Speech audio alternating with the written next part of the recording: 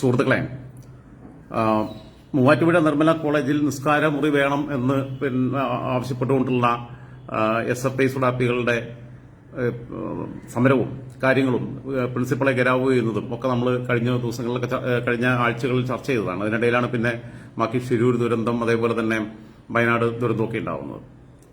ഞാനതുമായി ബന്ധപ്പെട്ട് 1-2 വീഡിയോകൾ റെഫർ ചെയ്തിരുന്നു. ഒന്ന്, ട്രെയിനിൽ കാണിക്കുന്ന തനി തോന്നിയാസം, ട്രെയിനിൽ യാത്രക്കാരെ ബുദ്ധിമുട്ടിച്ചുകൊണ്ട് ആ വീഡിയോ ഞാൻ പ്ലേ ചെയ്ത് കേൾപ്പിക്കാം. അതിന്റെ മുമ്പ് ഞാനൊരു വികാരി അച്ഛൻ, ഒരു പള്ളിയിലച്ഛൻ ഇതിനെക്കുറിച്ച് പറയുന്നത്, അയാൾ ആരാണ് എന്താണെന്നൊന്നും എനിക്ക് അത്ര അറിയില്ല. പിന്നെ ഞാൻ അദ്ദേഹത്തെ അങ്ങനെ ശ്രദ്ധിച്ചിട്ടില്ല. എനിക്കൊരാൾ അയച്ചു തന്ന വീഡിയോ ആണ്. ആ വീഡിയോ ഒന്ന് അദ്ദേഹം പറയുന്ന ഒന്ന് കേൾക്കുക. അത് ഏകദേശം 4.5 മിനിറ്റോളം വരും ആ വീഡിയോയുടെ ലെങ്ത്. അദ്ദേഹം പറയുന്നത് എത്രത്തോളം വസ്തുതയുണ്ടെന്നൊന്നും എനിക്കറിയില്ല. പക്ഷേ ഇത്രയും പരസ്യമായിട്ട് അദ്ദേഹം പറയുമ്പം അതിൽ വസ്തുതയില്ല എന്നുണ്ടെങ്കിൽ കേസെടുക്കാലോ. ഇതുപോലെ തന്നെ യാക്കോബായ സഭയുടെ ഉത്തരവാദിത്തത്തിൽ ഉടമസ്ഥയിൽ ഒരു ഹോസ്പിറ്റലുണ്ട്, വളരെ പ്രസിദ്ധമാണ്. അവിടെ ഈ പ്രാർത്ഥിക്കാനൊക്കെ ഉള്ള സൗകര്യം ഒരു അച്ഛൻ അനുവദിച്ചു. ക്രമേണ അവിടേക്ക് മറ്റാർക്കും പ്രവേശനമില്ലാതെ അവിടേക്ക് വന്ന് ഇത്തരം ഉസ്താദന്മാരും കുത്തിയിരിപ്പോടെ അത്രയുടെ വിശദമായി സൂക്ഷിക്കേണ്ടതാണ്. അവിടേക്ക് അന്യർക്കാർക്കും പ്രവേശനമില്ല എന്ന നിലയിലേക്ക് ഒരു പ്രത്യേക നിലയിലുള്ള അധികാരാവകാശമൊക്കെ ഉപയോഗിച്ചു തുടങ്ങി. എന്ന് വെച്ചാൽ ഈ ഹോസ്പിറ്റലിനകത്ത് ഒരു മോസ്ക് അങ്ങനെ ഔദ്യോഗികമായിട്ടല്ലെങ്കിൽ പ്രവർത്തിച്ചു തുടങ്ങി. ഏതായാലും പിന്നീട് വന്ന പുരോഹിതന് ഈ അപകടം ബോധ്യപ്പെട്ടു. അദ്ദേഹം വളരെ ബുദ്ധിപൂർവ്വം അതൊക്കെ ഒഴിവാക്കി, അതൊക്കെ നീക്കം ചെയ്തു. ഇത് കേട്ടാൽ നമ്മൾ ഒന്ന് പ്രാർത്ഥിക്കാൻ 10 പേര് കൂടുന്നിടത്ത് ഇതിനെ ഇങ്ങനെയൊക്കെ വ്യാഖ്യാനിക്കണം. അത് കേവലം ഒരു പ്രാർത്ഥനയല്ല. നിർമ്മല കോളേജിൽ ഒരു മോസ്കോയിൽ അവിടേക്ക് ഈ കാര്യാദികൾ ചെയ്യാൻ വേണ്ടിയിട്ട് ഉത്തരവാദിത്തപ്പെട്ട മതചിന്തകരുണ്ട്. ചുരുക്കത്തിൽ അവിടെ മറ്റാർക്കും പ്രവേശനമില്ലാത്ത വിധത്തിൽ അത് ഈ വിശാലമായ ഒരു രാജ്യത്തിനകത്തെ ഒരു ഫെഡറൽ സ്റ്റേറ്റ് പോലെ അതിനകത്തത് തുടരും. അപ്പോൾ നിങ്ങൾക്ക് ഒരിക്കലും അവിടുന്ന് ഇതൊന്നും മാറ്റാൻ കഴിയില്ല. കാലക്രമേണ അതൊരു ബാബറി മസ്ജിദ് തർക്കം പോലും ഉടലെടുക്കും. പള്ളിക്കകത്തിയ ഒരു മോസ്ക് ഈ രൂപത്തിലൊക്കെ വരും. കത്തോലിക്ക മാനേജ്മെന്റിന്റെ സ്ഥാപനം അവിടെ കൃത്യം പോയിട്ട് ഞങ്ങൾക്ക് പ്രാർത്ഥിച്ചേ പറ്റൂ എന്നുള്ള ഒരു വ്യഗ്രതയ്ക്ക് പിന്നിലെ ചേതോവികാരം സർവ്വലോകത്തിന്റെ സൃഷ്ടാവിനോട് പ്രാർത്ഥിക്കണമെന്നുള്ള താല്പര്യമൊന്നുമല്ല. അങ്ങനെയുള്ള ഒരു സമരം ചെയ്താണോ ഇതിന്റെ അവസരങ്ങൾ കണ്ടെത്തുന്നത്? നമുക്കൊരു കാര്യം മനസ്സിലാവും. ജിഹാദികളുടെ ഒരു താല്പര്യമാണ് ഐക്കണോക്ലാസം എന്ന് പറഞ്ഞാൽ ഈ ബിംബങ്ങളെ തച്ചുടക്കുക, അന്യ ആരാധന കേന്ദ്രങ്ങളെ മുഴുവൻ തച്ചുടച്ചിട്ട് അത് സ്വന്തമാക്കുക, അല്ലെങ്കിൽ മാറിയൊരു പള്ളി പണിയുക, മാറിയൊരു സ്ഥാപനം ഉണ്ടാക്കുക എന്നതിനേക്കാൾ അവർക്കിഷ്ടം നിലവിലുള്ളൊരു സ്ഥാപനം പൊളിച്ചിട്ട് അവിടെ കൊണ്ടുവന്ന് ഒരെണ്ണം വെക്കുക. അപ്പോൾ ഒരു സാഡിസ്റ്റ് സുഖം അവരനുഭവിക്കുന്നു. അതുകൊണ്ടാണ് എവിടെയെങ്കിലും മോസ്ക് ഇങ്ങനെ പിടിച്ചെടുത്ത് ആളുകൾ അമ്പലം പണിതാൽ എങ്ങനെ ഇരിക്കും നിങ്ങൾ ആലോചിച്ച് നോക്കുക. അല്ലെങ്കിൽ മോസ്ക് പിടിച്ചെടുത്ത് ഒരു കുരിശടി അതിന്റെ മുമ്പിൽ സ്ഥാപിക്കുക, അതിന്റെ മുമ്പിൽ സ്ഥാപിച്ചാൽ മതി. അങ്ങനെ ഇവരുടെ സ്ഥലം കാണും പിടിച്ചെടുത്ത് അങ്ങനെയൊന്നും ആരും പോവില്ല. കാരണം ഈ ഭക്തി എന്ന് പറയുന്നത് ഇങ്ങനെ സംഘർഷം ഉണ്ടാക്കി സംഭവിക്കേണ്ടതല്ല. അതിനൊരു ഡിവോഷൻ, അതിനൊരു ഏകാഗ്രതയൊക്കെ ഇല്ല. അത് അന്യന്റെ അധ്വാനത്തിലോ അന്യൻ കഷ്ടപ്പെട്ടതോ എനിക്ക് സ്വന്തമാക്കിയിട്ട് ഇങ്ങനെ ആരാധിക്കണമെന്നുള്ള ചിന്ത എത്രമാത്രം സാഡിസ്റ്റ് ബോധമുള്ളതാണെന്ന് നിങ്ങൾ കരുതുക. സമാധാനമാണ്, കാരുണ്യമാണെന്നൊക്കെ ജനങ്ങളെ പറഞ്ഞു പഠിപ്പിച്ചിട്ട് ഇത് ഒരു പ്രിൻസിപ്പളിനെ തടഞ്ഞു വെക്കുക, അതിന് വിദ്യാർത്ഥി ഐക്യം എന്നൊക്കെ പേരിടുക. അങ്ങനെ എല്ലാ വിദ്യാർത്ഥികളും ഐക്യപ്പെട്ടിട്ടുണ്ടാവും. ആ സ്ഥാപനത്തിലെ കത്തോലിക്ക വിദ്യാർത്ഥികൾ ആ കൂടെ ഉണ്ടോ? ക്രൈസ്തവ വിദ്യാർത്ഥികൾ ആ കൂടെ ഉണ്ടോ? ഹൈന്ദവ വിദ്യാർത്ഥികളുടെ പിന്തുണ ആ കാര്യത്തിലുണ്ടോ? കാരണം ഇത് മതപരമായ ഒരു ആവശ്യമാണ്. മതപരമായ ഒരു ആവശ്യം സ്വന്തം നിലയിലാണ് ആളുകൾ കണ്ടെത്തേണ്ടത്. അതാണ് ചെയ്യേണ്ടത്. അതിനു പകരം ഇത് ഇപ്പോൾ ചെയ്തുകൊണ്ടിരിക്കുന്നത് ഒരു പുത്തൻ സംഘർഷം ഉണ്ടാക്കണം. എന്തിനാണ് ആ സംഘർഷം ഉണ്ടാക്കുന്നത് എന്ന് ചോദിച്ചാൽ, താരതമ്യേന നന്നായി പോകുന്ന സ്ഥാപനങ്ങളാണ് കത്തോലിക്ക സഭയുടെ കീഴിലുള്ളത്. അവര് അത് വളരെ ഭംഗിയായി ചിട്ടയായി കൊണ്ടുപോകും. അവിടുത്തെ അച്ചടക്കം വളരെ അത് സിസ്റ്റമാറ്റിക്കായി കൊണ്ടുപോകുന്ന ഒരു സംവിധാനമുള്ള ഇടത്ത് ഞങ്ങൾക്ക് ഇങ്ങനെ പ്രാർത്ഥിക്കണം. ഒരു സംഘർഷാവസ്ഥ ഉണ്ടാക്കിയാൽ ഇതൊക്കെ ഒരു അഡ്മിഷൻ ഒക്കെ ഓപ്പൺ ചെയ്തുകൊണ്ടിരിക്കുന്ന അവസരമാണ്. ഇവിടേക്ക് സംഘർഷ കാലാവസ്ഥ ഉള്ളിടത്തേക്ക് കുട്ടികളെ അയക്കാൻ പേരൻസിന് ഭയം വരും. ഇതാണ് ഇതിന്റെ പിന്നിലെ മനഃശാസ്ത്രം. നിങ്ങൾക്കത് പിടികിട്ടി കാണത്തില്ല അധികം പേർ.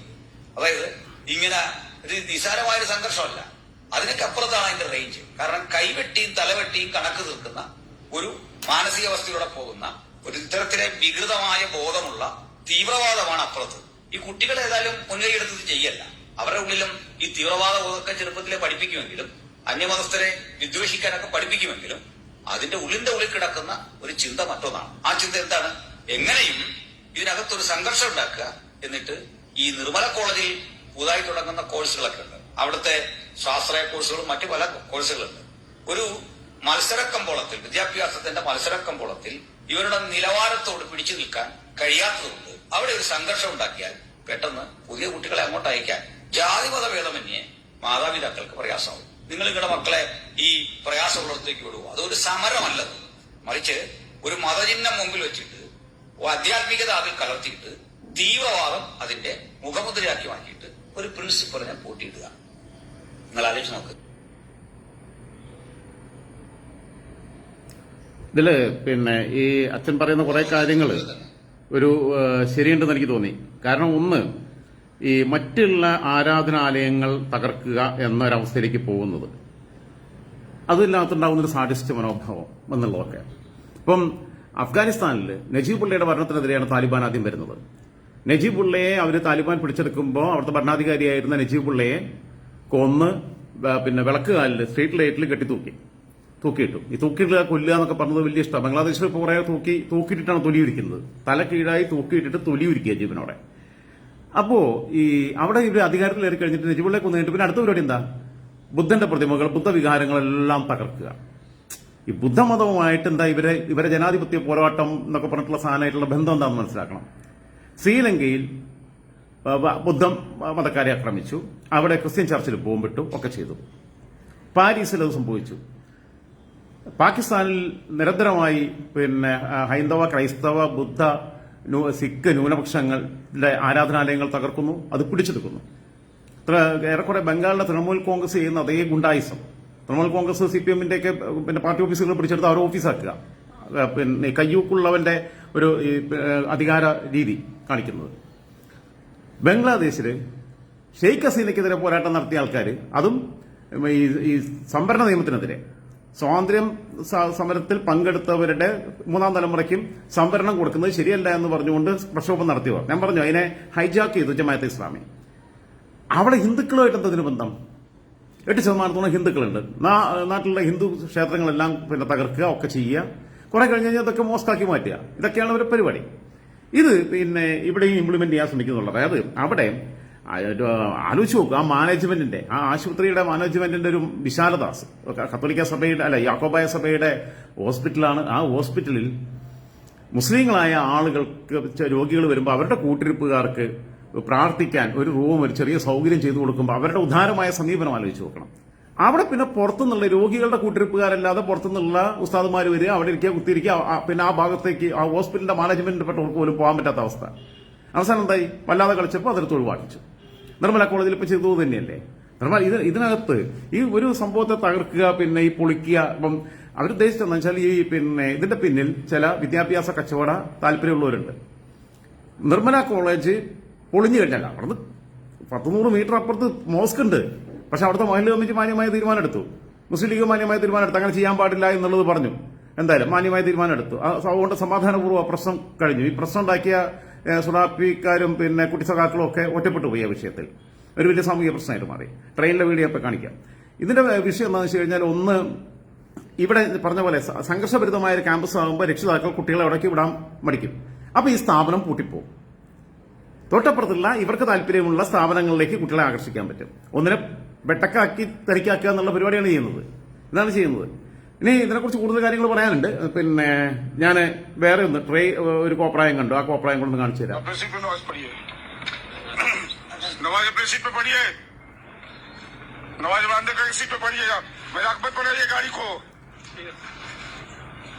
क्या तरीका? किसी को परेशान कर दीजिए, रोड जाम कर दिया, रोड पर नमाज पढ़ने। आप लोग को मानसिकता क्या हो गया है?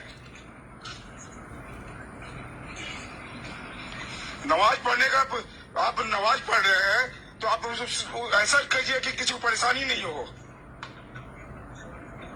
आप नमाज पढ़िएगा, 1000 आदमी को परेशान कीजिएगा, पूरा 72 आदमी डिस्टर्ब हो रहा है गाड़ी में। सोच को बदलिए। नमाज पढ़ते हैं तो सोच को बदलिए।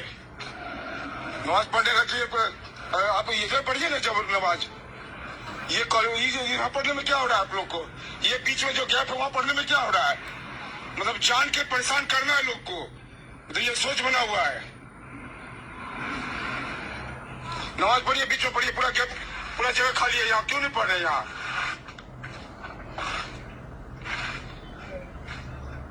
हम अपने गाड़ी में ऐसे नहीं होने देते हैं। अब इसके लिए जो करना है, आपको जो करना है कीजिए। नहीं मानिएगा तभी कंट्रोल मैसेज करके हम आप बुलाएंगे। अभी रास्ता पर नमाज पढ़ने नहीं देंगे हम। आप पीछे पढ़िए नमाज, अंदर पढ़िए। 6 सीट के बीच में पूरा जगह है तो आदमी नमाज पढ़ सकता है। रास्ता जाम करके नमाज पढ़ेंगे ये? अपने सीट पे नमाज पढ़िए, नमाज अपनी सीट पे पढ़िए, ആലോചിച്ച് നോക്കൂ. अंदर करके सीट पे पढ़िए। ആ മനുഷ്യൻ പറയുന്നു രോം പരിശാങ്കർത്ത എന്തിനാണ് ആൾക്കാരെ ബുദ്ധിമുട്ടിക്കുന്നതെന്ന്. ഇവരിയ്ക്കുന്ന റിസർവേഷൻ കമ്പാർട്ട്മെന്റാണ്, കണ്ടല്ലോ കമ്പാർട്ട്മെന്റ് കണ്ടു കഴിഞ്ഞാൽ അറിയാം. ഇവരിയ്ക്കുന്ന പിന്നെ രണ്ട് ഭാഗത്തുള്ള സീറ്റിന്റെ ഇടയ്ക്ക് സ്ഥലമുണ്ട്, അവിടെ ഇരുന്ന് നിസ്കരിച്ചാൽ മതി. അപ്പൊ ഈ താടിയും പിന്നെ തൊപ്പിയൊക്കെ വെച്ചിട്ടുള്ള ഈ പിന്നെ മന്ദബുദ്ധികൾ, ഈ മതഭ്രാന്തന്മാർ ആൾക്കാർക്ക് ടോയ്ലറ്റിലൊക്കെ പോകാനുള്ള നടക്കാനുള്ള വഴിയാ. അവിടെ ഇരുന്നിട്ടാണ് ഈ അഭ്യാസം കാണിക്കുന്നത്, കോമാളിത്തരം കാണിച്ചുകൊണ്ടിരിക്കുന്നത്. ഇത് പല സ്ഥലത്തും നമ്മൾ കണ്ടിട്ടുണ്ട്, റോട്ടിലിരുന്ന് ചെയ്യുന്നത്. മലപ്പുറത്ത് ഗെയിൽ സമരത്തിന്റെ സമയത്ത് റോട്ടിൽ നിസ്കരിക്കുക. ഞാൻ ആരെ കാണിക്കാനത്? നിസ്കാരത്തെക്കുറിച്ച് ഏറ്റവും മനോഹരമായിട്ട് എന്നോട് പറഞ്ഞിട്ടുള്ളത് പിന്നെ ഞാൻ മുമ്പ് ഷെയർ ചെയ്തതാണ്, എന്നാലും പറയാം. എനിക്ക് പിന്നെ മലപ്പുറം ജില്ലയിലെ നിലമ്പൂർ താലൂക്കിലെ കരളായിൽ പൂക്കുട്ടുംപാടം റോഡ്, കരളായി പഞ്ചായത്തിൽ പൂക്കുട്ടുംപാടം റോഡിൽ ചെട്ടി എന്ന് പറയുന്ന സ്ഥലത്ത് ഒരു ഫാം ഉണ്ടായിരുന്നു. ഫാമിൽ പിന്നെ തെങ്ങും കവുങ്ങും ഒക്കെ ഉണ്ടായിരുന്നു. ആ തേങ്ങ അവിടെ ഇടാൻ വരുന്ന അവിടെ അടുത്തുള്ള കണ്ണൻ എന്ന് പറഞ്ഞ അവിടെ കോളനിയിലുള്ളതാണ്. കോളനി എന്ന് പറയാൻ പാടില്ല, ഇപ്പോൾ പുതിയ നിയമം ഇറങ്ങിയിട്ടുണ്ട്. ഓക്കെ, കണ്ണനായിടുക. അത് സ്ഥിരമായിട്ട് തേങ്ങ പൊതിക്കാൻ വരുന്നത് നാണിയാക്ക എന്ന് പറയും. വടക്കൻ നാണി എന്നാണ്, വടക്കൻ അലവി എന്നാണ് പേര്. നാണിയാക്കാന്ന് ഞങ്ങൾ വിളിക്കുക. കണ്ണിന് കുറച്ച് കാഴ്ച പിന്നെ ജന്മന തന്നെ കാഴ്ചക്കുറവുള്ള ആളാണ്. തപ്പിത്തടഞ്ഞൊക്കെയാണ് നടക്കുക, അങ്ങനെയാണ്. പക്ഷെ അധ്വാനിയാണ്. പശുവിനെ വളർത്തും, കറക്കും, പുല്ലരിയും. ഈ അവസ്ഥയിലും അദ്ദേഹത്തിന് ഭാര്യ താത്തയെ നന്നായിട്ട് അധ്വാനിക്കും. 2 പെൺമക്കളുണ്ട്, ഒരു മോനുണ്ട്. ആ പെൺമക്കളൊക്കെ നല്ല രീതിയിൽ പിന്നെ ആണ് വളർത്തിയത്. കല്യാണം കഴിഞ്ഞു. അവര് പിന്നെ ഒരു മോള് സ്കൂട്ടി മേടിച്ചിട്ട് ആദ്യം ഈ ഉപ്പാനെ ബേക്കിലെടുത്തിട്ട് അവള് ഡ്രൈവിംഗ് ലൈസൻസ് കിട്ടി കഴിഞ്ഞിട്ട് സ്കൂട്ടി മേടിച്ചിട്ട് ഉപ്പാനെ പുറകിലെടുത്തിട്ടാണ് പോയത്. അങ്ങനെയുള്ള മനുഷ്യനാണ്. അപ്പൊ അദ്ദേഹം ഒരു വെള്ളിയാഴ്ച ദിവസം എനിക്ക് തേങ്ങ പിന്നെ പൊതിക്കാൻ വേണ്ടി വന്നു. തേങ്ങ പൊതിച്ചാനുള്ള പ്രശ്നം, തേങ്ങ പൊതിച്ച് അങ്ങനെ ഇട്ട് കഴിഞ്ഞാൽ അത് പൊട്ടും. ഈ തേങ്ങ മറ്റേ കമ്പിപ്പാര വെച്ചിട്ട് ഇങ്ങനെ വെച്ചിട്ടുള്ള പൊതിക്കില്ല. പുള്ളി വളരെ സൂക്ഷ്മമായിട്ട് കണ്ണിന് കാഴ്ചക്കുറവൊക്കെ ഉണ്ടെങ്കിലും തപ്പിത്തടഞ്ഞ് വന്നിട്ട് ഇത് ചെയ്യും ആത്മാർത്ഥമായിട്ട്. നല്ല മതവിശ്വാസിയാണ്, നല്ല മതവിശ്വാസിയാണ്. അപ്പം വെള്ളിയാഴ്ച ഇത് പൊതിച്ചിട്ട് അന്ന് ഈ തേങ്ങ എടുക്കുന്ന മലഞ്ചരക്ക് കട ഞാൻ സ്ഥിരമായിട്ട് കൊടുക്കുന്ന റോയ്സ എന്ന് പറയാം, അദ്ദേഹത്തിന്റെ കട അന്ന് എന്നോട്, അപ്പൊ ഞാൻ തേങ്ങ ഒന്ന് പിന്നെ പൊതിക്കാൻ ആളായിക്കോട്ടെ അവിടെ ഉണ്ടാവുമല്ലോ എന്ന് പറഞ്ഞു. പുള്ളി എന്നോട് പറഞ്ഞു മരണമുണ്ട് രാജൻ, പെട്ടെന്ന് വരണം, പിന്നെ ഞാൻ പോവും, കടയടച്ച് പോകും എന്ന് പറഞ്ഞു. അപ്പോൾ എപ്പോഴാണ് പോകാന്ന് ചോദിച്ചു. പുള്ളി പറഞ്ഞു ഒരു 3 മണിയാകുമ്പോഴത്തേക്ക് പോകും പറഞ്ഞു. അപ്പൊ ഈ മനുഷ്യന് നിസ്കാരത്തിന് പോകേണ്ടതാണ്. വെള്ളിയാഴ്ച ജുമയുടെ സമയമാണ്, സാധാ ദിവസമല്ല. വെള്ളിയാഴ്ച ജുമ എന്ന് പറഞ്ഞാൽ മുസ്ലിങ്ങൾക്ക് ഏറ്റവും പ്രധാനപ്പെട്ട സമയമാണ്. നാണയക്കനോട് പറഞ്ഞു, നാണയക്കങ്ങൾ പിന്നെ ജുമായ കഴിഞ്ഞിട്ട് വന്നിട്ട് ബാക്കി നമുക്ക് എടുക്കാം, അല്ലെങ്കിൽ പിന്നെ ബാക്കി പിന്നെ പൊതിക്കാം, കുഴപ്പമില്ല എന്നാണ്. അപ്പൊ എന്നോട് പറഞ്ഞേ, ഈ ഞാൻ ചെയ്യുന്നത് സുന്നത്ത് എന്ന് പറഞ്ഞു കഴിഞ്ഞാൽ പുണ്യപ്രവൃത്തിയാണ് ഞാൻ ചെയ്യുന്നത്. അതിന്റെ പടച്ചോന് മനസ്സിലാവും. നമ്മൾ ഏറ്റെടുത്ത പണി ചെയ്യുന്ന, അധ്വാനിക്കുകയാണ് ചെയ്യുന്നത്. നമ്മൾ ഏറ്റെടുത്ത ഒരു പണി പൂർത്തീകരിക്കുന്നത് അത് ദൈവത്തിനുള്ള ഒരു നിവേദ്യമായിട്ടാണ് അദ്ദേഹം കണ്ടത്. അവിടെയാണ് മനുഷ്യന് തിരിച്ചറിവുണ്ടാവേണ്ടത്. ഒരു യുദ്ധമുഖത്ത് അറബ് രാജ്യങ്ങളിൽ യുദ്ധസ്ഥലത്ത് നിൽക്കുക, പരസ്പരം എതിർ സേനയുമായിട്ട് ഫൈറ്റ് ചെയ്യുകയാണെങ്കിൽ ഏതെങ്കിലും അറബ് രാജ്യത്തിന്റെ സൈനികരെ, എല്ലാം എന്തായാലും അറബികളെല്ലാം മുസ്ലിങ്ങളാണല്ലോ. ഇവര് ഓക്കെ നിസ്കാര സമയമായി, നമ്മൾ നിസ്കരിച്ചിട്ട് ഞങ്ങൾ ഇവിടെ നിന്ന് നിസ്കരിക്കാന്ന് പറയുമോ? വെടിവെപ്പ് നടന്നുകൊണ്ടിരിക്കും അല്ലെങ്കിൽ ബോംബ് പൊട്ടിക്കൊണ്ടിരിക്കും? ഇല്ല. അപ്പൊ അവൻ ഈ പണിയിൽ താല്പര്യപ്പെടും. അല്ലെങ്കിൽ ഡോക്ടർ സർജറി നടത്തുകൊണ്ടിരിക്കുമ്പോൾ സർജറി ഉദ്ദേശിച്ചേക്കാൾ സമയമായി, വെള്ളിയാഴ്ച ഉച്ചയായി, മുസ്ലിം ഡോക്ടറാണ്, ബാക്കി നിസ്കരിച്ചിട്ട് വന്ന് ചെയ്യാന്ന് പറയുമോ? കോമൺ സെൻസ് എന്ന് പറയുന്നത് ഇല്ലാത്ത കുറെ എണ്ണം ഉണ്ട്. ഒരു ആംബുലൻസ് ഡ്രൈവർ പോകുമ്പോ വെള്ളിയാഴ്ചയാണ് അല്ലെങ്കിൽ പിന്നെ നിസ്കാര സമയമാണ്, അപ്പൊ ഇത് വെള്ളിയാഴ്ച പോലും അല്ല അയാൾ അതിനകത്ത് പറയണ്ടല്ലോ. ബാക്കിയുള്ള എന്തിനാ ബുദ്ധിമുട്ടിക്കുന്നത് എന്നുള്ളതാണ്. ഇതൊക്കെ ഒരു മാതിരി കോപ്രായങ്ങൾ കാണിക്കുന്ന ഈ വൃത്തികേട് എന്ന് പറഞ്ഞു കഴിഞ്ഞാൽ ഒരിക്കലും നമുക്ക് അംഗീകരിക്കാൻ പറ്റാത്ത കാര്യങ്ങളാണ്. ഞാൻ പറയട്ടെ, നമ്മളെ വീടിനടുത്ത് ഒരു കുട്ടി കിണറ്റിൽ വീണു, നമ്മളല്ലെങ്കിൽ വെള്ളത്തിൽ പോയി, അതിനെ രക്ഷപ്പെടുത്താനുള്ള ശ്രമത്തിലാണ്. അപ്പൊ പള്ളിയിൽ കുർബാനയുടെ സമയമാണ്, ഞായറാഴ്ച രാവിലെ കുർബാനയുടെ സമയമാണെന്ന് പറഞ്ഞ ക്രിസ്ത്യാനിയാണെന്നുണ്ടെങ്കിൽ അവൻ അതിനാണോ പോകേണ്ടത്? ഇതാണോ ചെയ്യണ്ടേ? അവൻ ആ കുർബാനയ്ക്ക് പോയി കഴിഞ്ഞാൽ ദൈവത്തിനടുത്ത് ശിക്ഷ കിട്ടും. കാരണം ഇത് ഇട്ടിട്ട് പോയി കഴിഞ്ഞാൽ അതിനേക്കാൾ ഏറ്റവും പ്രധാനം ഈ രക്ഷാപ്രവർത്തന, ആ കുഞ്ഞിനെ രക്ഷിക്കുക എന്നുള്ള വെള്ളത്തിൽ നിന്ന്. അത് ആ കുർബാന കഴിഞ്ഞിട്ട് വരാം, അപ്പോഴത്തേക്ക് കുഞ്ഞ് മുങ്ങിച്ചാവില്ലേ? ഒരു സെൻസും ഇല്ലാതെ ഞാൻ ഇങ്ങനത്തെ വൃത്തികേടുകൾ ഇങ്ങനെ കാണുമ്പോൾ എനിക്ക് പ്രതികരിക്കാൻ തോന്നിപ്പോ. എന്തായിരുന്നാലും മറ്റേതൊക്കെ തന്ത്രപൂർവ്വമുള്ളതാണ്. നിർമ്മല കോളേജിൽ തന്ത്രമായിരുന്നു ആ സ്ഥാപനത്തെ തകർക്കുക എന്നുള്ളതാണ്. ഹൈന്ദവ ക്രൈസ്തവ വിഭാഗങ്ങളിൽപ്പെട്ടവരുടെ സ്ഥാപനങ്ങളെ തകർക്കാൻ സംഘടിതമായിരുന്നു നീക്കം നടക്കുന്നുണ്ട്, തീവ്രവാദ ചിന്താഗതിയുള്ളവരുടെ ഭാഗത്തുനിന്ന്. അല്ലാത്ത മനുഷ്യർ സഹായിക്കും, അതൊന്നും നോക്കിയിട്ടല്ലോ നിൽക്കുക. എന്തായിരുന്നാലും ഇത്ര വലിയ വർഗീയ വിഭജനത്തിലേക്ക് നാടിനെ നയിക്കുകയാണ്. അതിന്റെ ആത്യന്തികമായ കെടുതികൾ അനുഭവിക്കേണ്ടി വരുന്നത് ഇവിടുത്തെ ന്യൂനപക്ഷങ്ങളാണ്. കാരണം ന്യൂനപക്ഷം പിന്നെ ഒരുമിച്ച് നിന്നാൽ, സംഘടിച്ചു കഴിഞ്ഞാൽ, ന്യൂനപക്ഷമായിട്ടേ സംഘടിക്കാൻ പറ്റുള്ളൂ. ഭൂരിപക്ഷം സംഘടിച്ചു കഴിഞ്ഞാൽ അവർക്ക് ഭരണകൂടമായിട്ട് മാറാൻ പറ്റും, അവർക്ക് ആധിപത്യം സ്ഥാപിക്കാൻ കഴിയും. ഈ നാട്ടിലെ നല്ലവരായ ഹൈന്ദവ മതവിശ്വാസികളുടെ മാനസിക വിശാലത കൊണ്ട്, അവരുടെ സഹിഷ്ണുത കൊണ്ട്, അവരാണ് യഥാർത്ഥത്തിൽ സമാധാനത്തിന്റെ മതം. അവരുടെ സഹിഷ്ണുത കൊണ്ട്, അവരുടെ സാഹോദര്യ മനോഭാവം കൊണ്ട്, അവരുടെ വിശാലമായ ചിന്താഗതി കൊണ്ട് ഒക്കെയാണ് ഇവിടെ ക്രിസ്ത്യാനികളും മുസ്ലിങ്ങളും ഒക്കെ മര്യാദയ്ക്ക് ജീവിച്ചു പോകുന്നത്.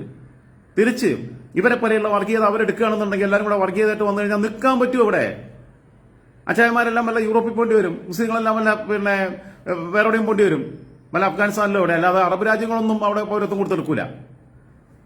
ഓക്കെ എന്നാ.